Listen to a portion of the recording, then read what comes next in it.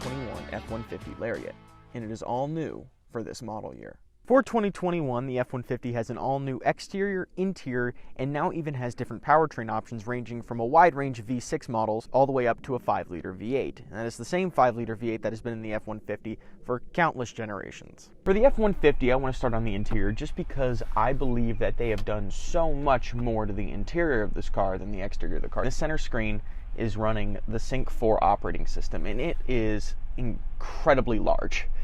Everything you could want to look at, you can see in the screen. If you go to audio, you have your sources, and it still pops up a window for the navigation. What's great about Sync 4 is, let's say you have an iPhone and you go in to plug your iPhone in, instantly it will bring up Apple CarPlay. So if you're an Apple CarPlay user, then you know it's a great benefit to you that it's almost instantly syncing up. And you also have stuff like your navigation, which is pretty good. It's not going to beat Apple Maps, but the navigation for Sync 4 is pretty good.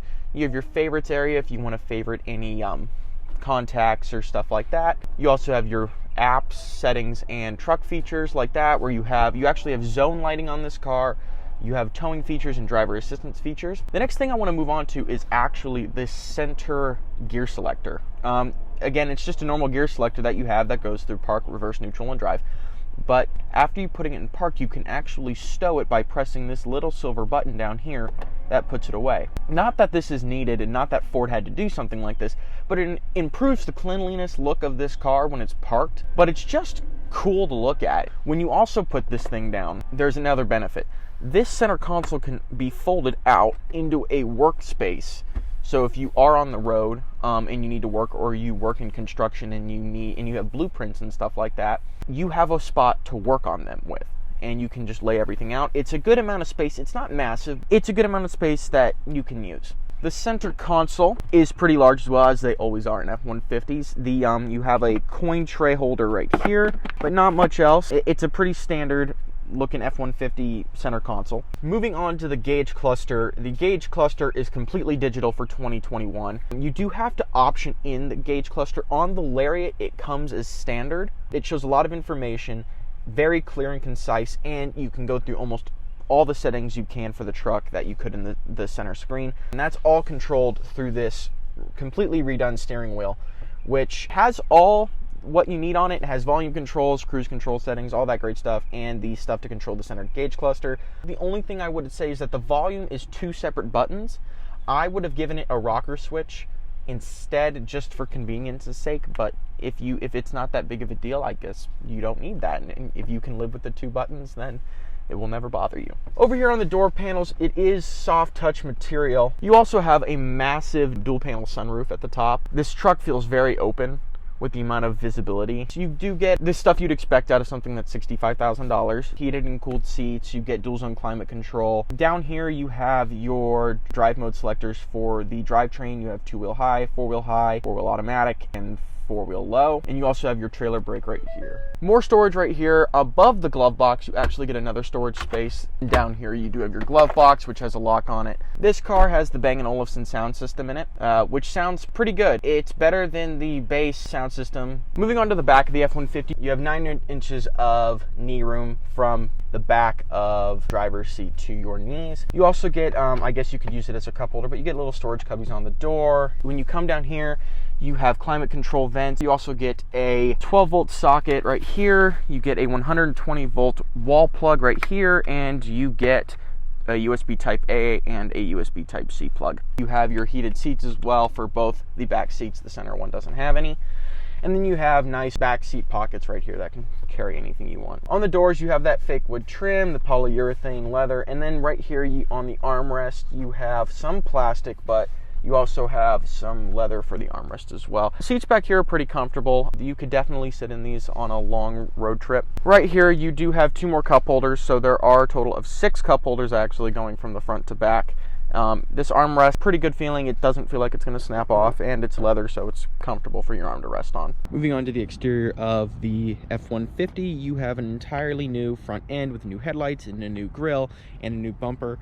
And Ford on their massive logo in the front, has strategically placed their front camera for the 360-degree camera system and everything like that. Moving on to the side, you have nickel-colored wheels, 20 inches, and then you have your massive 6-foot running boards that help you get into the car. You have chrome accents on the door handles and on the mirror housings going around, and if you get the FX4 package, you get this FX4 off-road sticker. Come down here, this is the exhaust pipe leading back to the twin-turbo 3.5-liter V6 Ecoboost engine that Ford put in this truck. You have a bunch of engine options on this truck, ranging from a 3-liter diesel all the way up to a 5-liter V8, so plenty of engine options if you don't want to do any of the Ecoboosts. You have LED taillights coming around. These are also new for 2021, and they are pretty good looking. In the back, you get leaf spring suspension, and in the front, you get double wishbone suspension with coilovers. You do have some stuff like the Lariat badging and everything like that, just to make sure everyone knows that you are driving an F-150 Lariat. That does cost $65,000. Moving on to the engine bay, this is Ford's 3.5-liter twin-turbo Ecoboost V6. This twin-turbo V6 makes 400 horsepower at 6,000 RPMs and 500 pound-feet of torque at 3,100. That's the benefit of having that low-end torque, comes with the twin-turbos. The gas mileage on this thing, since this one is 4-wheel drive, the gas mileage on this is 18.2320, which isn't great, but it isn't terrible, depending on how you drive it. It tows 11,300 pounds, given the axle ratio, give or take 100 or 200 pounds. The transmission on this thing is the 10-speed select shift auto. Ford puts this in a lot of their cars, including the Mustang, the Ford Explorer. They're going to put it in the new Bronco. And this specific F-150 has the extended range fuel tank on it, which does 36 gallons of gas. It gives you probably about 500 miles to a full tank, which is pretty nice. So driving the 2021 F-150. I know I keep changing shirts. I'm not. It's just the fact that I'm filming this on different days. The F-150 is the most sold truck in the United States and the world. It's actually the highest sold vehicle by vehicle count in the United States. The F-150 more than anything, which is impressive because you do see a lot of like Corollas and RAV4s out there these days. Still, the F-150 manages to hold its title as the best sold American truck.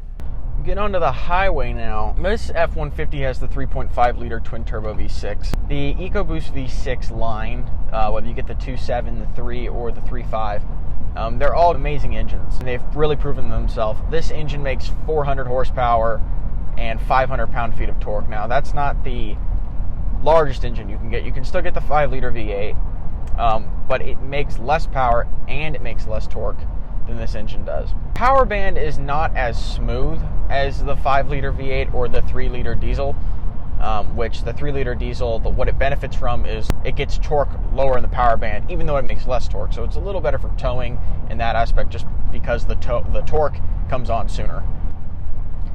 But this truck is different. The 3.5, though it does provide torque at a lower RPM, 3,100, and horsepower at 6,000 RPMs. The power on this comes on pretty smoothly still. It gets going pretty quickly.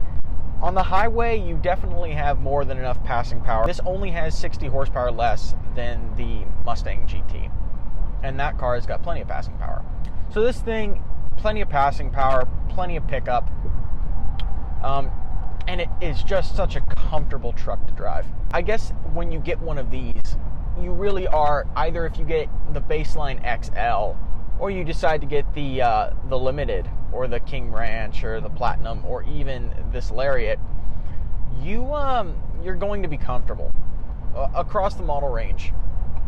Just because these cars, they're so big, the suspension on them is great, and I'm not saying great for like cornering and stuff like that, but great in the sense that, you know, you could take this on 10-hour drives and feel fine and not have a bad back at the end of that 10-hour drive. The steering is of what you would expect of a truck. It is light, is lighter than a feather, and you could turn this thing with a pinky, which is a good thing because, to be honest with you, these big trucks, I personally don't like using force to have to turn them. Now this one has, I'm on the highway right now, this one has lane keep assist and adaptive cruise control. Let me tell you what, when I first turned on adaptive cruise control, I didn't think that lane keep assist would come on as well. And then I got about 5 minutes into having adaptive cruise control on, and I realized that the truck was steering itself. If you do get adaptive cruise control, please be prepared. That is something you are going to end up having. You can turn lane keep assist off just in case you don't like the truck driving for you, but I found it kind of nice. Instead of me having to actively keep myself in lane, I keep my hands on the wheel and the truck does most of the work for me. You don't have any issues with visibility, and now with all the driver assist stuff, blind spot monitoring and lane keep assist and cross traffic alert and that type of stuff, you don't run into issues where you can't see out of this big thing anymore like you could 5 years ago where that stuff wasn't common. I personally think it's better than most of the trucks on the market right now, not just based on the interior. I mean, the stuff in it as well. The 3.5 liter V6 is a great engine. You don't need the 5 liter V8, and people who buy the 5 liter V8, when they go to buy it, and there's two reasons you buy a 5 liter V8. Because you really want a V8, or because you really hate things that are forced induction. Though the 3.5 is more expensive than the V8, the V8's still a great option, but the 3.5 is where it's at now. These are expensive though. I mean, this one is for sale for $57,000. They start at $28,000. The F-150 probably has the largest range of prices I've ever seen on a vehicle. This thing is absolutely expensive. But this definitely being a $65,000 truck, it's worth its price. I'm currently on the inside of this F-150, and I would be doing the outro on the outside, but right now there are gale force level winds happening on the outside, so filming on the outside of the truck where I film the intro would kind of be pointless because the audio would get all screwed up. The 2021 F-150 has been an amazing improvement over the last generations, and Ford has done an amazing job with some of the technology and the styling that goes into one of these trucks. I think this truck is going to sell better than the last generation just because of the amount of technology that you get and just the amount of power you get from these engines. Anyways, guys, thank you for watching this review of the 2020 F-150 Lariat. I will see you all in the next review.